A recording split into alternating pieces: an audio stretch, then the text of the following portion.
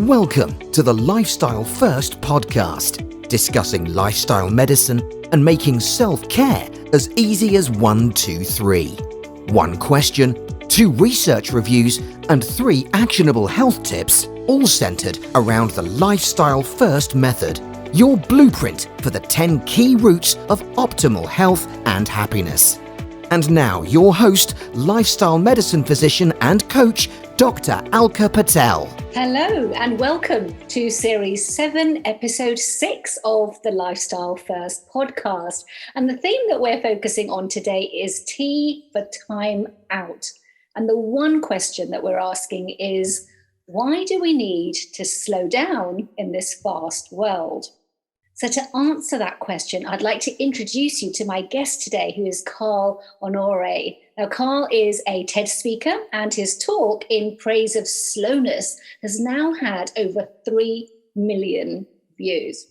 Now, Carl is also a best-selling author, and one of his books, which I have actually got here with me, Under Pressure, I first read over 10 years ago, I think. And that was at a time when my own parenting of my 3 very young children was going at a very, very fast pace and really did have me in a twirl. And I have to say, this book was very instrumental in helping me to slow down. So, Carl, I'm truly, truly delighted to be speaking to you today, not least because you've actually been watching me from my bookshelf, I think, for over the last 10 years. And now you're actually here. So a very, very warm welcome to you.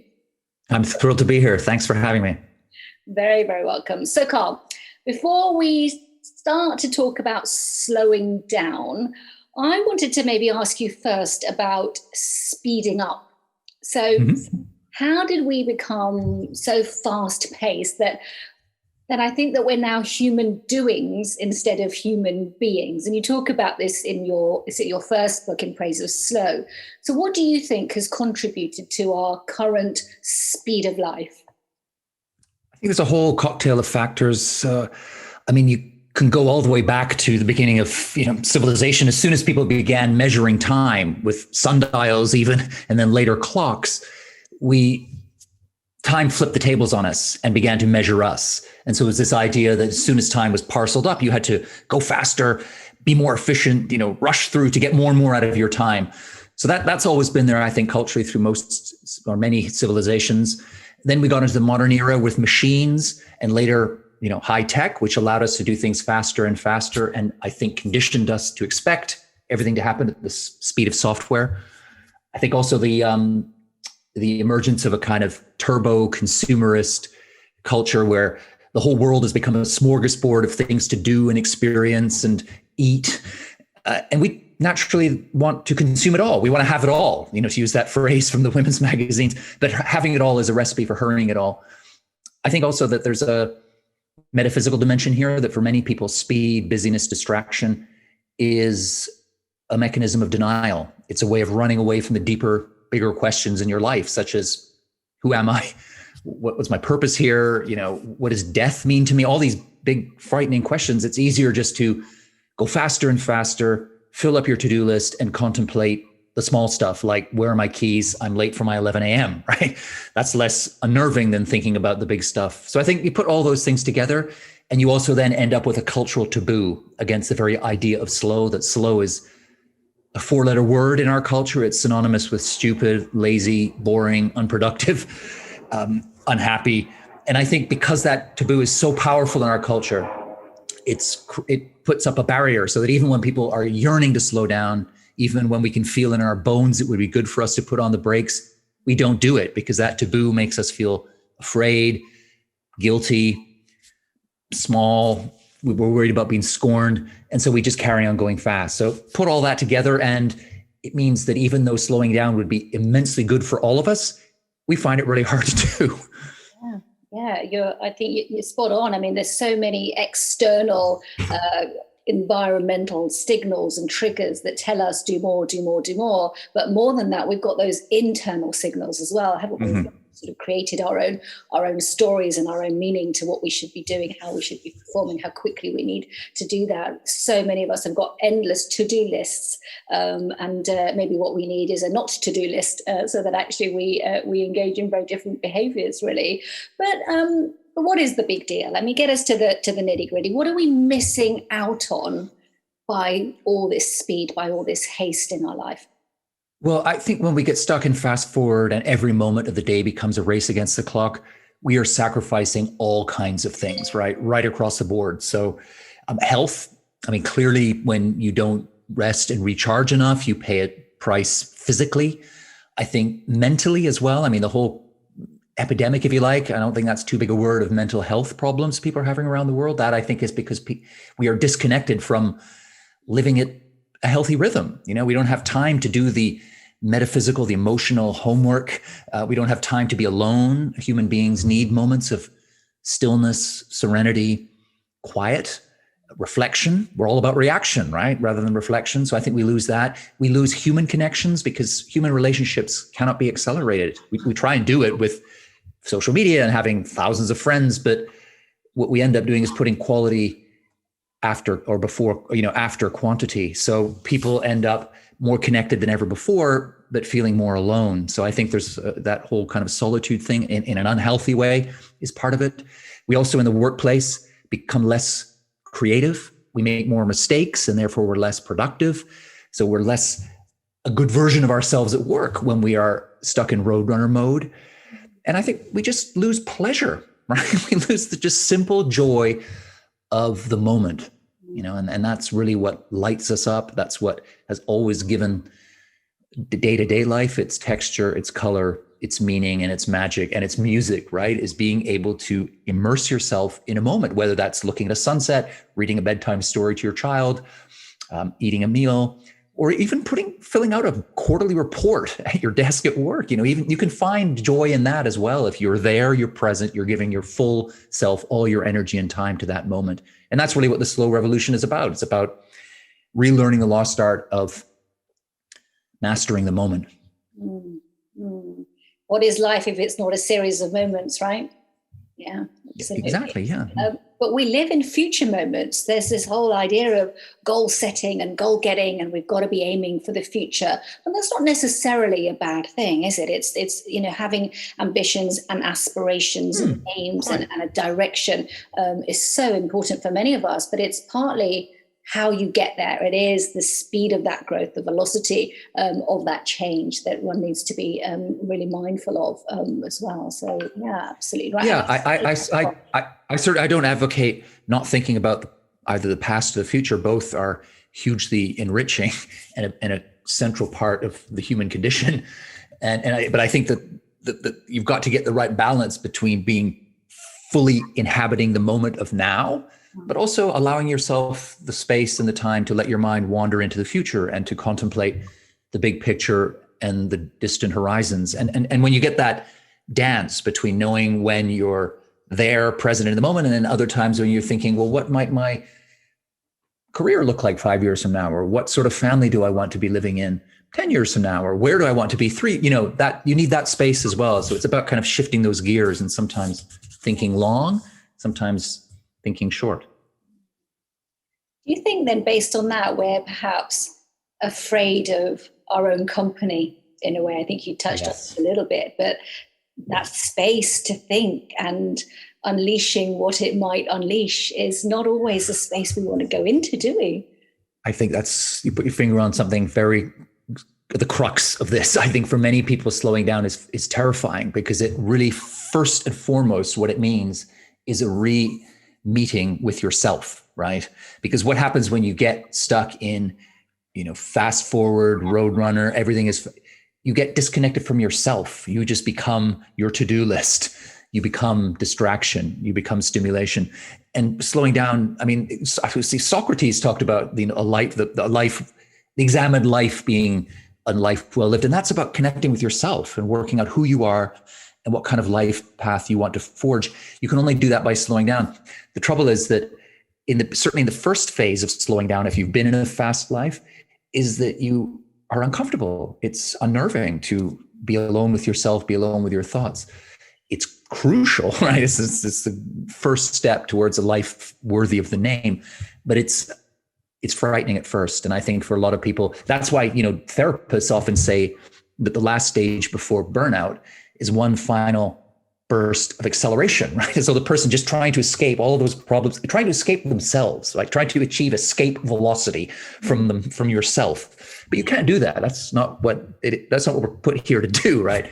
We're put here to know ourselves, to get inside ourselves, and to bring ourselves to full fruition. The whole idea of the slab of marble, and Michelangelo saying, "I see the marble. I want to see the angel in it and reveal the angel inside the marble." And I think that's what a human life is. It's about taking the time to look at the marble and to look inward, and to work out who you are, and to take the time to chip away and find the angel inside. Find your angel.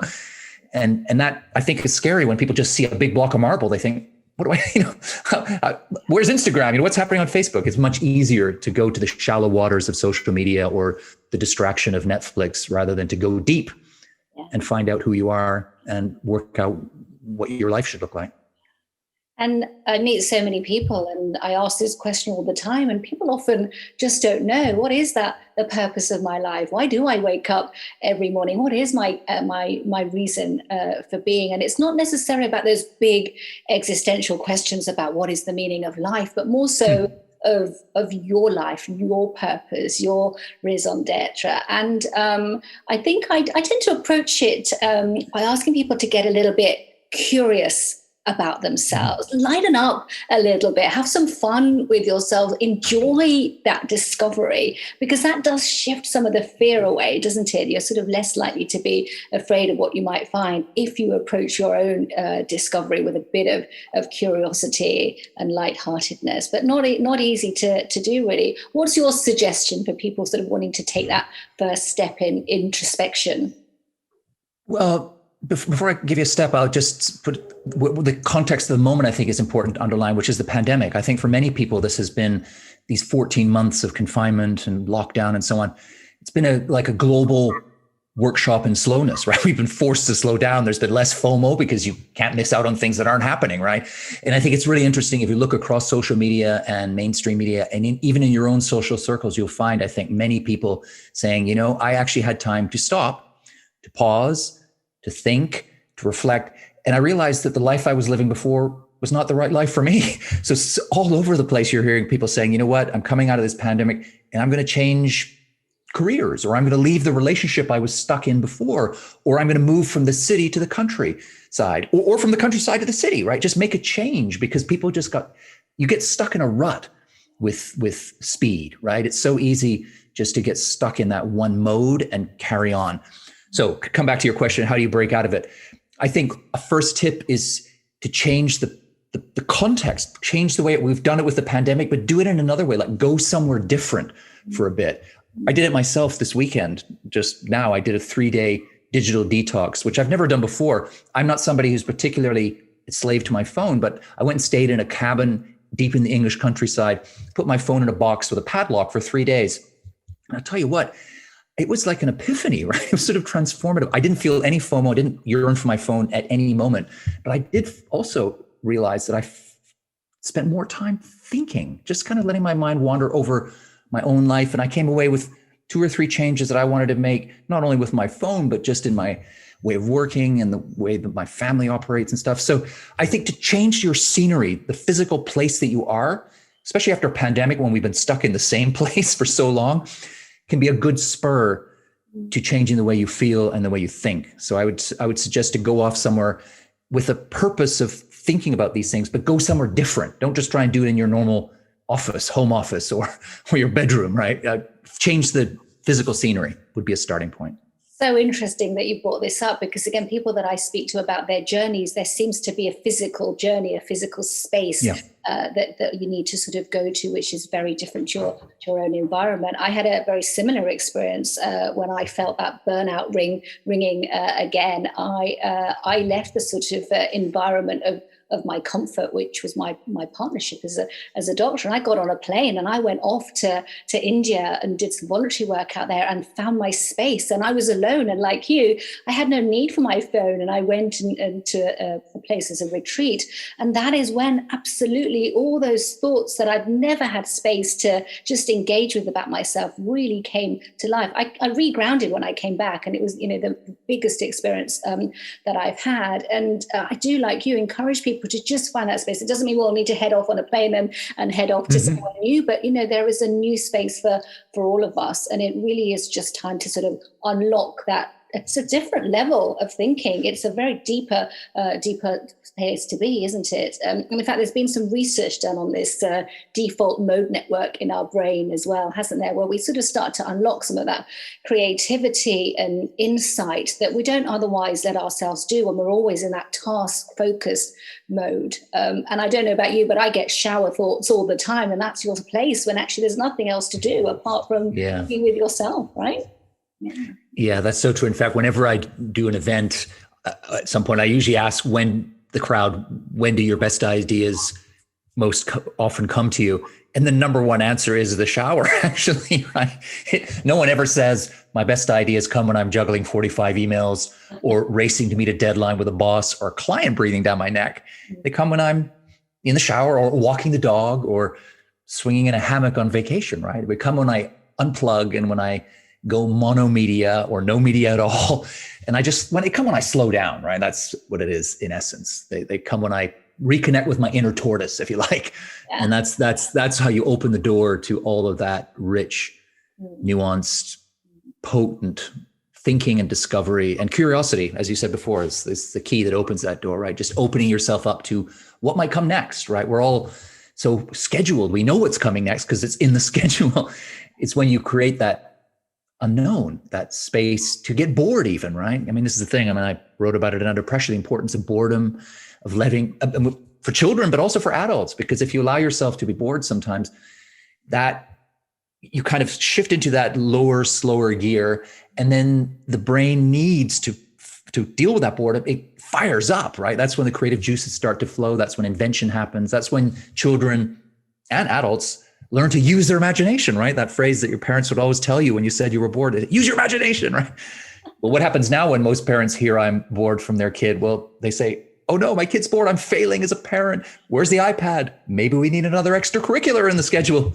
No, you don't. You need to back off, slow down, and let the boredom happen, right? Because the boredom is the trampoline to that deeper way of thinking, that creativity. For adults as well. That's not just a kid thing. Absolutely. Your book was absolutely fabulous for that, Carl, Under Pressure. And in fact, I'm still, 10 years on using a lot of what you've sort of referenced. My daughter's actually just finished school yesterday, and she won't be going back until September. She's doing her GCSEs. So we've got months ahead of her. And it's absolutely that. Her first question was, Mum, what do I do now? And for me, it's very much, I'm stepping out of this circle. This isn't about scheduling your week. Let's allow boredom to happen. Stare at the ceiling, just see what happens. And I'm excited for this. Yeah, excited for this phase of doing nothing for her, and she'll work it out. Absolutely. So love that. It's the power of doing nothing. Yeah, absolutely. But it's hard. It's a really difficult skill, to actually do nothing. Well, partly it comes back, I think, to that taboo we were talking about earlier, right? That we feel guilty. The whole idea of doing nothing, it sounds like you're a slacker somehow, right? Or you're wasting time, or it's dead time, all these awful phrases that are woven into our vernacular, right? That suggest that somehow being unbusy, that you don't have an activity is sinful even, right? The devil will find work for idle hands to do. I mean, it's right there, hardwired into so much of our culture and our language.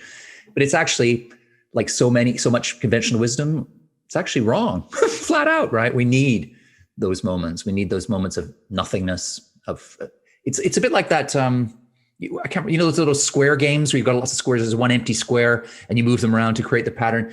You need that empty square. That's the one that allows all the other ones to slot here, there, and everywhere, and to create new patterns. And that empty square, you need to think of it as those slow moments, the moments of decompression, of quiet, of tranquility, of boredom, even. Right? They are the ones that permit everything else to slot into place around it. Carl, we are in the society that we're in at the moment. Your slow movement is escalating for sure. But how do you respond then to that employer who hasn't quite caught up with slowness and is making those demands on you, those emails that continuously keep coming, those external demands and external expectations, whether it's in a work environment or a home environment, that you still have to face despite you knowing the need to slow down, despite you trying to take out those tranquil moments? How do you respond to the world in that way? I think the way to do that is I think of it as pilot projects. It's not enough to say to an employer, well, here are the facts. Here's the studies that show conclusively that slowing down would be good for me as an employee, you as a boss, good for the bottom line. Everyone would come out better. People have to experience it, and they don't want to experience it in an all or nothing fashion. So the way I always suggest it with companies that I do any work with is to run little tests. So this week we allow, whatever it is, it could be one department, one small team, could be the whole company. Depends. No one size fits all. But you say this week, everyone leaves the office when their work is finished for the week. Or this week, everybody is allowed to stop looking at emails for 2 hours a day. Or we no longer expect an answer after 7 p.m. or whatever it is. And just see at the end of the week, get everybody to come together and say, well, what did that feel like? Did it work? Did it backfire? Did it help? What did we like? What could we improve on? And once people have tasted that little injection of slow, they don't usually turn back. They think, you know what, this was good. Let's find ways to carve out more of it. So start the conversation gently in the company, maybe at a lower level, and then run a little test. And you've got proof of concept, go to a bigger part of the company, work up the chain, whatever it is. Just try little pilot projects. And once people get a flavor of it, they're usually on board. That's a really good tip. In a way, it does need to start from the leaders in the organizations, giving permission to their employees to do this. And there's so much mirroring that occurs in workplaces as well, isn't there? So the hierarchy thing is, it's just human nature, isn't it? And it's so true. If you don't have buy-in further up the food chain, nobody is going to put their head above the parapet, right? So the higher you can go to get people in these pilot projects, the better. You may not get the person at the very top to start with. So sometimes it helps to just within your own team where you have a bit of room to maneuver, try something out there, and then see if you can roll out the idea wider and higher up the hierarchy in the company. But ultimately you need people further up because, we're human beings. Unless the person above us is doing the same thing, most people are just going to carry on following suit. And now, here is your lifestyle first prescription.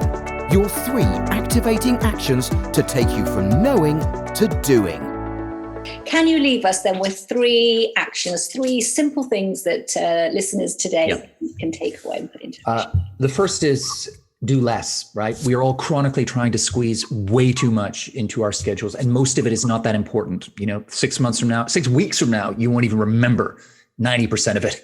So take time to, every day or every week to look at your schedule, pinpoint a couple of things, one thing a day that you can let go and let it go. And also, you mentioned a not to do list. That's a kind of addendum to this tip. I always recommend that as well. Put the things that you drop onto that list, keep those lists in a drawer and come back to them later. And you realize that the things you thought, oh no, I can't drop these now, they're too important. You've totally forgotten them when you look at that list later, and it's liberating, and it gives you permission to yourself to drop more things in future. So do less is number 1. Number 2, unplug, right? Start using the off button on your phone, carve out moments when you can switch off. For me, I have all my notifications switched off permanently, which means I decide when to look at my phone rather than my phone or other people deciding when I'm going to be interrupted. So work out the formula that suits you best and run with it. And then third thing, incorporate some slow ritual into your life. So that could be anything like yoga or knitting or sketching or reading poetry, whatever it is, something that you can just build in, ring fence it into your schedule. It doesn't have to be 4 hours. It can be sometimes 4 minutes, right? Just something that inoculates you. I'll use a pandemic metaphor that vaccinates you against the virus of hurry, right? Just build it into your schedule a couple times a day, and you'll find that will slow you down in that moment, but it will also percolate out into the rest of the day, and you'll have a feeling of calm and control outside those moments as well. Thank you. Thank you for those. They're certainly very actionable. And I love your sort of vaccine analogy as well, because also I think there's something very contagious about slowing down as well. And if you're slower, people around you will respond in that way. And before you know it, you've got that. Right? That is so true, because the virus of hurry is also contagious. We get infected by other people's impatience and speed. But I won't call it virus, but the glow of slow is also infectious. So people see you radiating joy, presence, health, productivity, all the good stuff that comes from slowing down, and they want some of that too. So I find that in any circumstances, at any time I'm helping people slow down, that there's a domino effect. They take the first step, and then other people begin to follow suit. And then it becomes easier because that permission structure erects itself, because other people are also doing the same thing, because we're all quietly behind the facade of macho speed. We are all desperate to slow down, let's be honest. So if one person bravely comes along and says, you know what, I'm planting the flag of slow here and I'm going with it, more and more people will follow and salute that flag, I think. Absolutely. Hail the slow movement for sure. So, so Carl, I'm sure people will want to perhaps reach out to you. I'll certainly be putting up your TED Talk links for everyone to watch. Any other way that people can find you? What's the best way? Very easy. Yeah. I have one link, which is my name, Carl Honore, carlhonore.info. And there are all the links to, I've got digital courses. I've just launched a new workbook for the first time ever, 30 Days to Slow, which I've been wanting to do. It's my pandemic baby. I wanted to do it for years, didn't have the bandwidth. That's one thing the pandemic gave us, was extra bandwidth. So I've got a workbook now. I'm doing virtual boot camps, all my books, TED Talk, everything more than you would ever want to know about me is there. So it's carlhonore.info. Perfect. carlhonore.info. I shall direct myself to it as well as all the listeners today. So thank you so much, Carl. This really has been a very insightful conversation, and which really just leaves me to wish everybody a happy, healthy and slow day. Thanks for joining us on the Lifestyle First podcast, making self-care as easy as 1, 2, 3. Don't forget to subscribe and share, and we'd love it if you'd be kind enough to leave a review. To learn more or to arrange a consultation, please visit www.dralkapatel.com. See you next time.